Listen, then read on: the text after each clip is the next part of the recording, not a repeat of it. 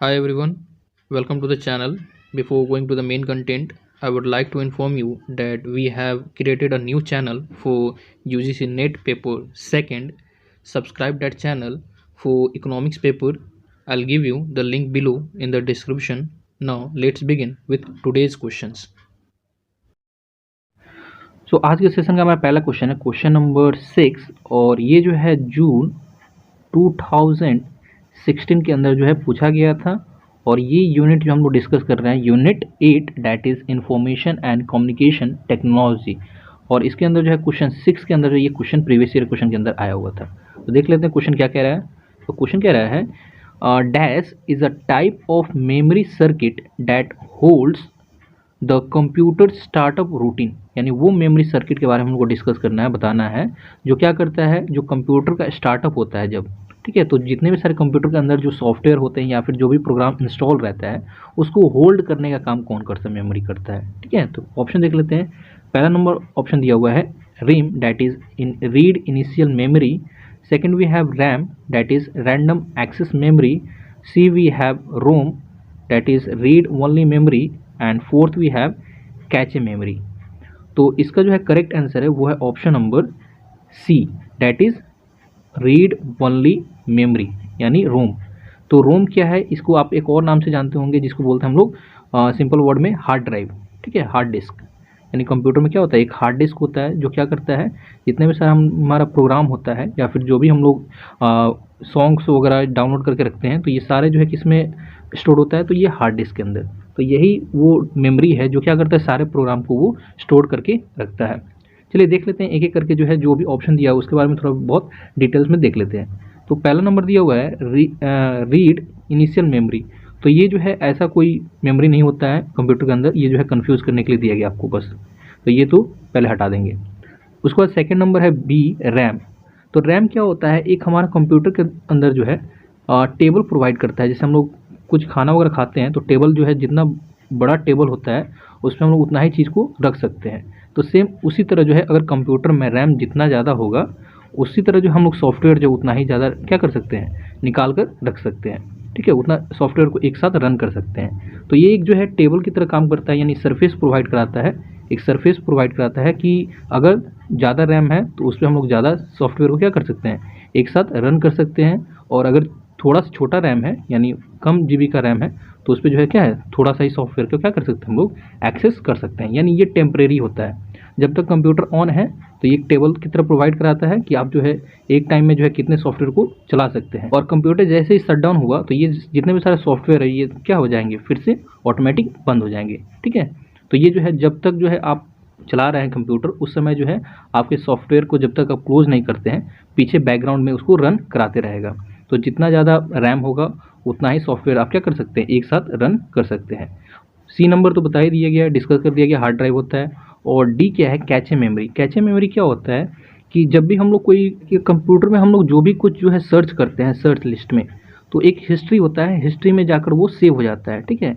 और वो हिस्ट्री क्या होता है कि कैचे मेमोरी के अंदर जो है वो सारा हिस्ट्री जो है स्टोर होता है, यानी वो टेम्परेरी बेसिस पे होता है। जैसे ही क्या करेंगे आप वो सर्च फिर से अगेन करेंगे तो वो कैचे मेमोरी जो है वो सारा हिस्ट्री जो है रखा रहेगा आपका, यानी जो भी सर्च आइटम आप रखेंगे वो सारा जो है कैचे मेमोरी के अंदर रहेगा। और तुरंत जो है आप उसको जैसे ही पहला की या दूसरा की डालेंगे तो वो जो है कैचे मेमोरी उसको शो कर देगा गूगल पे और तुरंत जो है आप सर्च कर सकते हैं। तो कैचे मेमोरी भी क्या होता है कि ये टेम्परेरी बेसिस पे होता है, जब तक आप कंप्यूटर ऑन है तब तक जो है आपका हिस्ट्री ऑन रहेगा, ठीक है। यानी हिस्ट्री जो है कैचे मेमोरी क्या करता है, सारे हिस्ट्री को जो है स्टोर करके रखता है, उसको बोलते हैं कैचे मेमोरी। आई होप आप लोग को ये क्लियर होगा। चलिए नेक्स्ट क्वेश्चन देखते हैं। Okay, so next question we have question number 7। इसके अंदर कह रहा है an ASCII that means ASCII is a character encoding schemes that is employed by personal computers. यानी एक यहाँ पे एक्रोनिम दिया हुआ है ASCII। ये क्या है, कैरेक्टर कोडिंग स्कीम है जो हम लोग पर्सनल कंप्यूटर में यूज़ करते हैं। और इसके अंदर क्या होता है, in order to represent various characters. कौन कौन से कैरेक्टर्स होते हैं, तो ये इसमें पहला हो गया नंबर्स और कंट्रोल की हो गया और अल्फ़ाबेट की होते हैं, वो सारा जो है इसके अंदर मौजूद होता है। That the computer user select on the keyboard. तो हम लोग को पूछ रहा है कि जो एस्काई है ASCII is a acronym for, ठीक है, ये एक्रोनिम पूछ रहा है इसका, यानी इसका फुल फॉर्म क्या होने वाला है। तो पहला नंबर दिया हुआ ऑप्शन वो है American standard code for information interchange, B we have American standard code for intelligent information, C we have American standard code for information integrity, और डी है last American standard code for isolated information. तो इस question का correct answer है वो है option number A, that is American standard code for information interchange, यानी ASCII इसका जो है एक्रोनिम, ये जो है American standard code for information interchange का एक्रोनिम क्या है, ASCII। इसके अंदर क्या होता है कि जो भी हम लोग कीबोर्ड यूज़ करते हैं तो उसके अंदर हम लोग देखते होंगे कि नंबर्स की दिया रहता है, यानी 0 से लेकर 9 तक नंबर्स होते हैं। उसके बाद जो है कंट्रोल की होता है, फंक्शन की होते हैं, यानी F1 F2 ये सब जो है फंक्शन की होते हैं, और इसके साथ साथ जो है उसमें अल्फ़ाबेट की भी होते हैं, यानी ABCD ABC ये सब जितने सारे जेड तक होते हैं।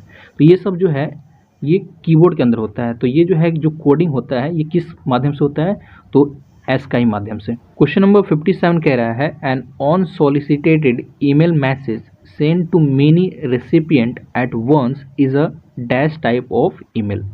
तो यहाँ पे पूछ रहा है कि अगर जो है एक हम लोग ईमेल भेजते हैं अनसॉलिसिटेटेड ईमेल, जो बहुत सारे लोगों को, यानी एक साथ जो है बहुत सारे लोगों को भेजना है, ठीक है, यानी एक ही टाइम पे जो है बहुत सारे लोगों के पास पहुंच जाए, उस ईमेल को क्या कहते हैं।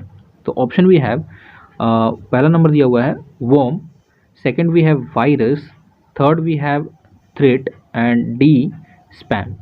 तो इसका जो है करेक्ट आंसर है वो है option number D, that is spam. Spam क्या है, एक कमर्शियल एडवर्टाइजिंग ईमेल होता है जो लार्ज पर्पस के लिए यूज़ होता है, यानी लार्ज नंबर ऑफ रेसिपिएंट के लिए जो है यूज़ किया जाता है सेंड करने के लिए। और इसके अंदर क्या होता है कि जो कमर्शियल एडवर्टाइजमेंट होता है, यानी कमर्शियल जो भी एडवर्टाइजमेंट होता है वो किसके थ्रू होता है, तो वो स्पैम के थ्रू, इसके अंदर जो है मेन जो है एडवर्टाइजमेंट किया जाता है। तो इसका जो है करेक्ट आंसर है वो है option number D, spam. Okay, next question we have question number 58 कह रहा है the statement the study development, implementation, support, management of computer-based information system, particularly software application and computer hardware refers to, यानी इसके अंदर पूछ रहा है कि उस स्टडी को हम लोग क्या कहते हैं जिसके अंदर हम लोग development, implementation, support, management, computer based जो इन्फॉर्मेशन होता है उसके बारे में, सॉफ्टवेयर होता है और जो हार्डवेयर होता है कंप्यूटर के बारे में उसके बारे में स्टडी करते हैं, पढ़ते हैं, तो उस सब्जेक्ट को क्या कहते हैं। ठीक है, ऑप्शन देख लेते हैं। पहला नंबर ऑप्शन दिया हुआ है information technology, that is IT। B number दिया हुआ है information and collaborative technology, that means ICT। and C we have information and data technology, IDT, and D we have artificial intelligence। so इस question का जो है correct answer है वो है option number A, that is information technology, यानी IT।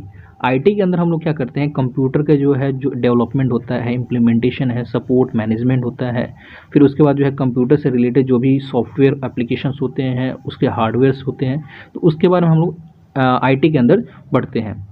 सो इसलिए जो इसका करेक्ट आंसर है वो है option number A, that is information technology.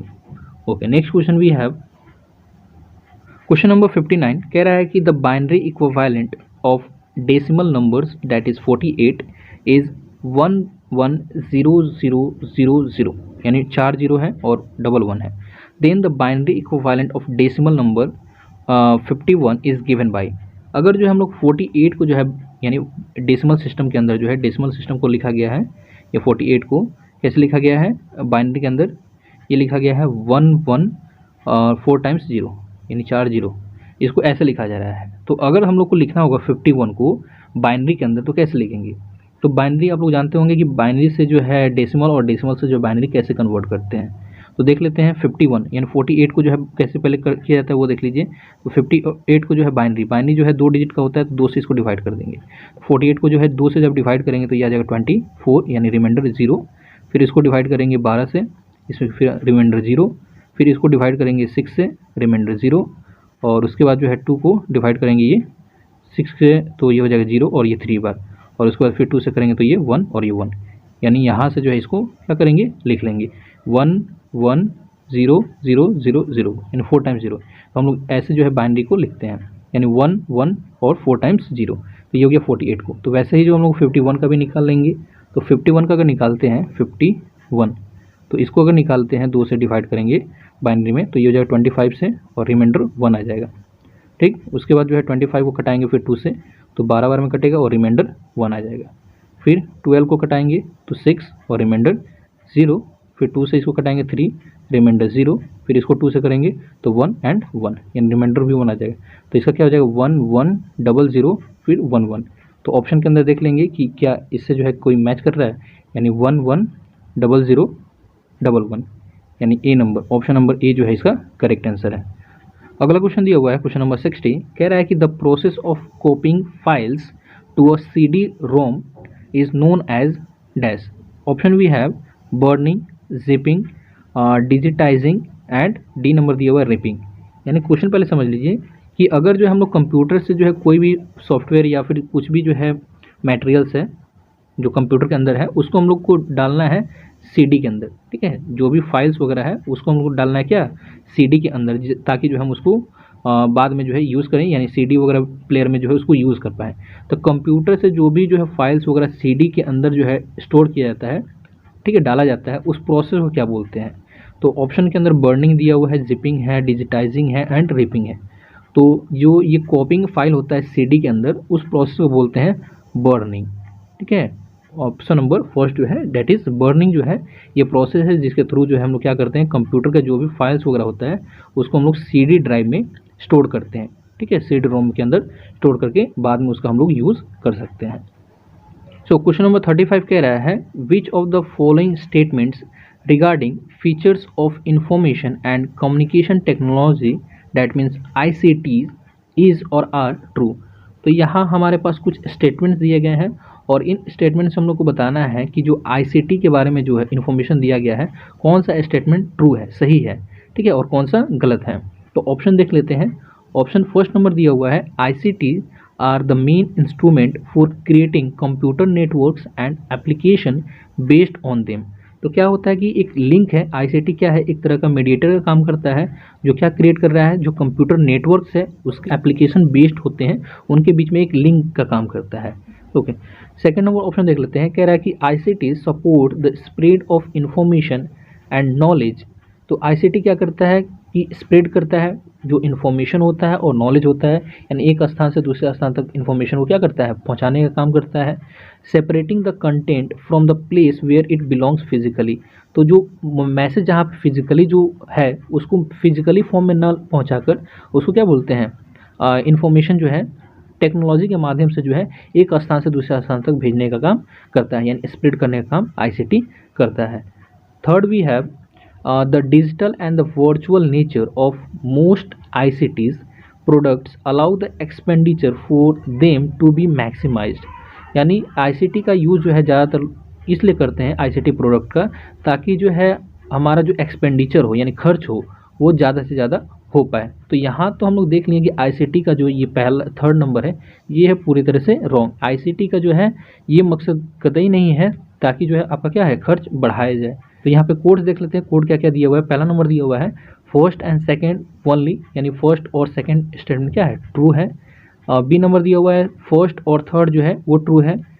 C we have second and third, and D number दिया हुआ है फर्स्ट सेकेंड एंड थर्ड। तो हम लोग देख लिए कि थर्ड जो है ये तो होने वाला नहीं है, तो यहाँ से ये एलिमिनेट कर सकते हैं, सी को भी एलिमिनेट कर देंगे और डी को भी एलिमिनेट कर देंगे। यानी इसका जो है करेक्ट आंसर है वो option number A, that is first and second statements are true. यानी पहला स्टेटमेंट सही है जो क्या करता है कंप्यूटर नेटवर्क्स और एप्लीकेशन के बीच में एक लिंक प्रोवाइड कराता है, और बी नंबर भी जो है इसका सही है। यानी ICT क्या करता है, इन्फॉर्मेशन और नॉलेज को जो है स्प्रेड करता है एक जगह से दूसरी जगह। क्वेश्चन नंबर 36 कह रहा है कि if 1 GB is equal to 2 to the power 30 bytes of data storage then 1024 terabytes. यहाँ पे फोकस करना है कि यहाँ पे दिया हुआ टेराबाइट और यहाँ पे दिया हुआ था वो गीगाबाइट है, यानी GB दिया हुआ है यहाँ, और यहाँ पे हम लोग से TB पूछ रहा है। यानी 1024 TB जो है वो इक्वल होता है कितने बिट्स में, ठीक है, बिट्स के अंदर पूछ रहा है। तो अगर हम लोग देखें कि जो डाटा स्टोरेज होता है उसका सबसे छोटा क्या होता है और उसका जो है सबसे बड़ा डिजिट क्या होता है, ये सब हम लोग देख लेते हैं कि छोटा यूनिट और बड़ा यूनिट क्या होता है। तो डाटा स्टोरेज में सबसे छोटा जो यूनिट हो जाता है वो होता है बिट्स, ठीक है, सबसे छोटा हो गया बिट्स। यानी जो एक जो है बाइट जो होता है 1 बाइट, ये इक्वल होता है 8 बिट्स के, ठीक है। 1 बाइट जो होता है वो होता है 8 बिट्स के, और इससे जो है बड़ा हो गया केबी, यानी सबसे छोटा हो गया बिट्स, फिर उसके बाद आ जाएगा बाइट्स, देन उसके बाद आ जाएगा केबी यानी किलो बाइट्स, केबी, फिर उसके बाद एमबी मेगाबाइट, फिर उसके बाद आता है जीबी एंड देन टीबी, यानी सबसे बड़ा हो गया टीबी यहाँ पे और सबसे छोटा हो गया बिट्स, ठीक है। तो यहाँ से जो है अगर पहुँचेंगे, यानी 8 बिट्स जो है मिलके बनाता है 1 बाइट, और बाइट्स जो है 1024 यानी 1024 जो है बाइट्स मिलके वो बनाएगा 1 केबी, और 1024 केबी जो है वो मिलकर बनाएगा 1 एमबी। तो इसी तरह जो है इसको अगर सॉल्व करें, यहाँ से टेराबाइट पूछ रहा है 1024, तो एक टीबी में जो है, एक टीबी में 1024 जीबी होगा, ठीक। तो यहाँ से पूछ रहा है कि 1024 में कितना जो है जीबी हो जाएगा, तो यहाँ पे 1024 इंटू 1024 यानी इतना सा मल्टीप्लाई करना होगा, और फिर देन वो जो आएगा वो जीबी में आएगा, और जीबी से जो है कैलकुलेट करना हम लोग को बिट्स के अंदर। तो ऐसा अगर कैलकुलेशन करें तो ये जो है आंसर आएगा लगभग 2 टू द पावर 53, यानी ये जो है लगभग इतना के करीब में जो है इसका बिट्स का अंदर जो है आंसर आ जाएगा। तो ऑप्शन में देख लेते हैं, दिया हुआ है पहला नंबर 2 टू द पावर 50, फिर बी नंबर दिया हुआ है 2 to the power 53, C we have 2 to the power 40, और डी नंबर दिया हुआ है 2 टू द पावर 56। तो इसका जो है करेक्ट आंसर है वो option number B, that is 2 to the power 53। चलिए नेक्स्ट क्वेश्चन देखते हैं, क्वेश्चन नंबर 37, और इसके अंदर पूछ रहा है the software use to navigate through the web is known as. तो यहाँ पे फोकस करना है कि जो सॉफ्टवेयर है, एक सॉफ्टवेयर बताना है जो क्या करता है, नेविगेट करता है किसके थ्रू, तो वेव के थ्रू, ठीक है। तो ऑप्शन देख लेते हैं, ऑप्शन क्या क्या दिया हुआ है। First number we have website, B number दिया हुआ है web browser, C we have internet, और फोर्थ दिया हुआ है वर्ल्ड वाइड वेब। तो इसका जो है करेक्ट आंसर है वो है option number B, that is web browser, क्योंकि यहाँ पे एक सॉफ्टवेयर के बारे में बात किया जा रहा है। तो वर्ल्ड वाइड वेब जो है एक सॉफ्टवेयर नहीं है, ये कट सकते हैं, एलिमिनेट कर सकते हैं, और इंटरनेट भी जो है क्या है एक तरह का सॉफ्टवेयर नहीं है। तो वेबसाइट और वेब ब्राउज़र के अंदर जो है थोड़ा कन्फ्यूजन हो सकता है, लेकिन ये जो वेब ब्राउज़र है ये जो इसका करेक्ट आंसर है। वेब ब्राउज़र क्या होता है, एक ऐसा सॉफ्टवेयर होता है जो क्या करता है, प्रोग्राम को अलाउ कराता है किस चीज़ के लिए, तो लोकेशन प्रोवाइड कराता है, ठीक है, लोकेशन प्रोवाइड करेगा, फिर उसके बाद जो है जो वेब पेजेस होते हैं उसको एक्सेस करता है, ठीक है, डिस्प्ले करते दिखाता है। और इसका और भी काम क्या हो गया कि जो भी इंटरनेट से जो हम लोग पेज खोलते हैं तो उसको एक्सेस करके हम लोग को डिस्प्ले करता है, दिखाता है। अगला क्वेश्चन है क्वेश्चन नंबर 38, और इसके में पूछ रहा है कि विथ रिगार्ड टू ईमेल, यानी ईमेल से रिलेटेड जो है क्वेश्चन दिया गया है। पूछ रहा है कि व्हाट डज BCC मीन्स, यहाँ पे BCC का मतलब क्या है, ठीक है। ईमेल जब हम लोग सेंड करते हैं तो उसमें जो है टर्म आता है, बहुत सारा टर्मिनोलॉजी होता है, उसके अंदर जो है BCC जो है इसका मतलब क्या होता है। ऑप्शन देख लेते हैं। सो फर्स्ट नंबर ऑप्शन दिया हुआ है ब्लाइंड कंप्यूटर कम्युनिकेशंस, ये BCC का फुल फॉर्म दिया हुआ है कि क्या ये जो है इसका फुल फॉर्म हो सकता है, और इसका यूज़ क्या है, कह रहा है कि the users specified in BCC, यानी वैसे ही जो यूज़र जिनमें मेंशन किया गया है BCC के अंदर नाम दिया गया है, वो क्या कर सकते हैं, वो एक्सेस कर सकते हैं ईमेल को और देख सकते हैं किसको, जो भेजा गया है जिसको ईमेल, और जो CC यानी जो भी कार्बन इसका कॉपी जो है दूसरे लोगों को भी फॉरवर्ड किया गया है वो इसका यूज़ कर सकते हैं, यानी देख सकते हैं। सेकेंड दिया हुआ है B number blind carbon copy, ठीक है, BCC का full form blind carbon copy क्या ये हो सकता है, और इसमें क्या है कि the user specified in the BCC, यानी अगर जो BCC के अंदर ईमेल भेजा गया है जिस बंदे को, ठीक है, जिस इंसान को भेजा गया है, and the field will get the email, तो जिसको जो है BCC के अंदर मेंशन किया गया है वो जो है ईमेल को एक्सेस कर सकता है, देख सकता है एड्रेस को, ठीक है, जो C2 है यानी जिसको भेजा गया है, और जिसको जो है अदर लोगों को भी भेजा गया है, यानी कार्बन कॉपी जो है जिसका इसको अलग लोगों को फॉरवर्ड किया गया है उनको भी देख सकता है, एक्सेस कर सकता है। सी नंबर दिया हुआ है ब्लाइंड कंप्यूटर कम्युनिकेशन, ठीक है, लेकिन इसके अंदर जो है स्पेसिफिकेशन क्या दिया हुआ है कि the users specified in BCC field will get the email, ठीक है, यानी ईमेल तो देख सकते हैं बट वो उनको मिल जाएगा, ठीक है। यानी ब्लाइंड कंप्यूटर कम्युनिकेशन के अंदर जो है क्या होगा कि उनको ईमेल तो मिल जाएगा but it will be an audio file, लेकिन वो जो ईमेल होगा वो ऑडियो फाइल के अंदर होगा, क्योंकि रीज़न दिया हुआ है this is how blind people get email, क्योंकि यहाँ पे दिया हुआ है ब्लाइंड, क्योंकि वो जो ईमेल भेजा जा रहा है वो ब्लाइंड लोगों को भेजा जा रहा है। और ऑप्शन नंबर डी दिया हुआ है ब्लाइंड कार्बन कॉपी, और इसके अंदर जो है इसका स्पेसिफिकेशन दिया हुआ है the user specified in BCC, यानी वैसा बंदा जिसको बीसीसी के अंदर मेंशन किया गया है उसको तो ईमेल मिलेगा ही, ठीक है, उसके पास ईमेल फॉरवर्ड हो जाएगा, but will not see the address in to और सीसी फील्ड्स, यानी वो बंदा जो है वो उसके पास मेल तो मिल जाएगा लेकिन वो नहीं देख पाएगा कि ये जो मेल जो है ये किसको फॉरवर्ड किया गया है और इसका जो कॉपी है यानी कार्बन कॉपी है वो किस किस बंदे को मेल किया गया है। तो इसका करेक्ट आंसर है वो है option number B, that is blind carbon copy, यानी यहाँ पे बीसीसी का फुल फॉर्म है ब्लाइंड कार्बन कॉपी। इसमें क्या होता है कि जो यूज़र होते हैं जिनको भेजा गया है ईमेल, तो वो जो है एक्सेस तो कर सकते हैं ईमेल, उनके पास ईमेल जाएगा ही, लेकिन साथ साथ जो है वो देख भी सकते हैं, ठीक है, कि ये जो है ईमेल जो है ये किन किन लोगों को भेजा गया है, ठीक है, यानी कार्बन भी उनका मिल जाएगा कि किन किन लोगों को भेजा गया है, और ये जो है मेन जो है किसके लिए फॉरवर्ड किया गया है, यानी मेन जो है बंदा कौन है, किसको भेजा गया है, और इसका कार्बन कॉपी वो भी मेंशन किया रहता है कि किस किस बंदे को ये मेल जो है फॉरवर्ड किया गया है। तो बीसीसी के अंदर जिसको मेंशन करते हैं वो 2 वाले को भी देख सकता है और सीसी वाले को भी देख सकता है। सो आई होप जो है आप लोग को ये समझ में आया होगा। आप जो है अपना ईमेल जो है खोल के देख सकते हैं, उसके अंदर जो है ये सब टर्म्स देखने को मिलता है, ठीक है। आप जब एक मेल भेजेंगे तो उसके अंदर लिखा रहता है टू कि किसको भेजना है, फिर उसका जो है सीसी, इसका कार्बन कॉपी किसको भेजना है, तो जो कार्बन कॉपी जिसको भेजेंगे, ठीक है, कार्बन कॉपी वो बंदा जो है देख नहीं पाएगा, ठीक है, वो जो है वो अपना तो देख लेगा कि मेरे पास ईमेल आया है, लेकिन वो दूसरे को नहीं देख पाएगा कि वो जो है किसके पास गया है। लेकिन अगर बीसीसी यानी ब्लाइंड कार्बन कॉपी अगर होता है तो उसके पास तो मेल जाएगा ही, फिर वो देख सकता है कि ये जो है ईमेल जो है और किस किस लोगों के पास गया है। अगला क्वेश्चन दिया हुआ है क्वेश्चन नंबर 39। इसके अंदर पूछ रहा है कि RAM that is random access memory a form of computer storage, जो रैम दिया हुआ है एक स्टोरेज है, ठीक है, कंप्यूटर के अंदर स्टोरेज है, लेकिन पूछ रहा है कि is a dash type of memory, ये जो मेमोरी होता है वो किस टाइप का होता है।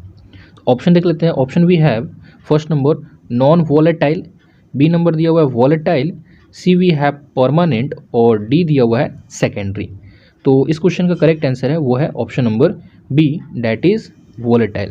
तो जो रैम होता है वो वॉलेटाइल नेचर का होता है, एक तरह का वॉलेटाइल मेमोरी है, ठीक है। जब तक जो है आपका कंप्यूटर ऑन होगा तो वो जो है आपके जितने भी सारे सॉफ्टवेयर है उनको जो है एक्सेस कर पाएंगे, लेकिन जैसे ही ऑफ हो गया तो वो जो है रीसेट कर लेता है, यानी फिर से रीस्टार्ट हो जाएगा और फिर से उसको ओपन करना होगा, यानी वॉलेटाइल नेचर का होता है।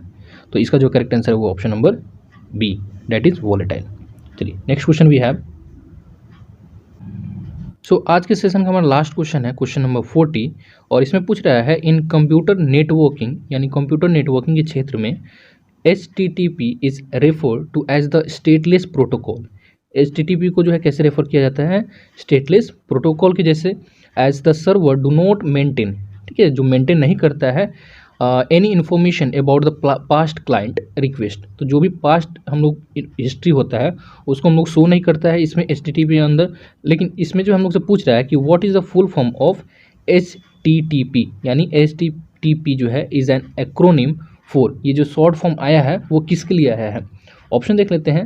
First we have hyper text translation protocol, B number दिया हुआ है hyper text transfer protocol, C we have high terabyte transfer protocol, last we have hypervisor text translation protocols. तो इस क्वेश्चन का करेक्ट आंसर है वो है option number B, that is hyper text transfer protocols. तो कंप्यूटर के अंदर जो है कुछ फुल फॉर्म्स हम लोग को याद करना होगा, जैसे फॉर एग्जांपल रैम जो है, रैम का फुल फॉर्म याद करना होगा, उसके बाद जो डॉस होता है वो उसका देखना होगा। तो आप लोग क्या करेंगे, कंप्यूटर से रिलेटेड जो भी फुल फॉर्म होता है वो एक बार देख लेंगे, टेक्नोलॉजी से जो भी कंप्यूटर से IT से रिलेटेड होगा। तो आज के लिए हम लोग इतना ही रहने देते हैं, तब तक के लिए take care, study well, thank you.